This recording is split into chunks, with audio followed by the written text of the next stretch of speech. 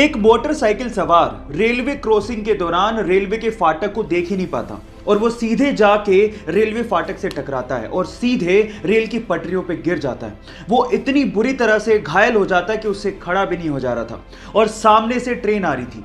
यह देखकर पास में खड़ा एक युवक भागता हुआ आता है और उसे रेल की पटरियों से खींचता है और उसकी बाइक को रेल की पटरियों से खींचता है और उसकी जान बचाता है। अगर आखिरी समय पर वो बहादुर लड़का नहीं आता तो शायद आज वो बंदा जिंदा ही नहीं होता। सो गाइस, उस बहादुर लड़के की बहादुरी के लिए एक लाइक तो बनता है। एरिन नाम की एक महिला बहुत समय से बंजी जंपिंग करना चाहती थी। एडवेंचर किसे नहीं पसंद, और इसके लिए वो जाम्बिया गई और उन्होंने दिन चुना 31 दिसंबर 2011 का। लेकिन जिस नदी के ऊपर से वो बंजी जंपिंग करना चाहती थी, उस नदी में बहुत सारे मगरमच्छ थे।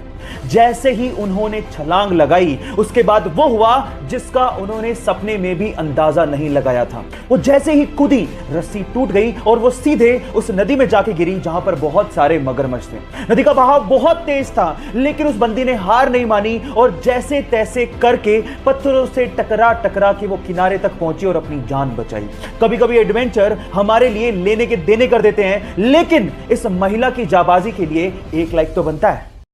गाइस, एक मां अपने बच्चों के लिए कुछ भी कर सकती है। तमिलनाडु की सेलम जिले की 31 साल की प्रेमा सेल्वम के बारे में सुन के आपको इस बात पे और ज्यादा यकीन होने लगेगा। प्रेमा सेल्वम ने अपने बच्चों की भूख मिटाने के लिए अपने सिर के बाल 150 रुपए में बेच दिए। जी हां गाइस, अपने सिर के पूरे बाल बेच दिए ताकि वो अपने बच्चों को खाना खिला सके। ऐसी मां के जज्बे को सलाम है। गाइस, इसके बारे में सुन के आपको कैसा लगा चैट सेक्शन में जरूर लिखिएगा और ऐसे अमेजिंग वीडियोस के लिए यूट्यूब पे हमारे चैनल को सब्सक्राइब कर लीजिएगा। ग्वालियर के एक सैलून मालिक के घर पे जब एक बेटी पैदा हुई तो इस खुशी में उसने अपनी तीनों दुकानों पर फ्री में बाल काटने का ऐलान कर दिया। जी हां गाइस, एक बेटी के पैदा होने पर वो इतना खुश थे कि उनकी दुकान पर जो भी आया उसके बाल काटने के लिए उन्होंने एक भी पैसा उससे चार्ज नहीं किया। ऐसा करके वो ये संदेश देना चाहते थे कि समाज में अगर किसी के घर में बेटी पैदा होती है तो वो खुशियां लेके आती हैं, वो खुशियों के दिन होते हैं। इसमें उदास होने वाली क्या बात है, उत्सव मनाया जाना चाहिए।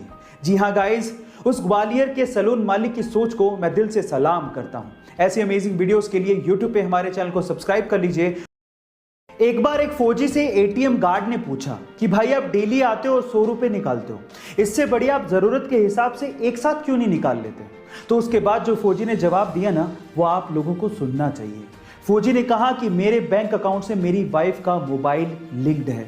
जब मैं यहां से पैसे निकालता हूं तो मेरी वाइफ को एक मैसेज आता है, जिसके बाद उसे और घर वालों को यह तसल्ली हो जाती है कि मैं जिंदा हूं।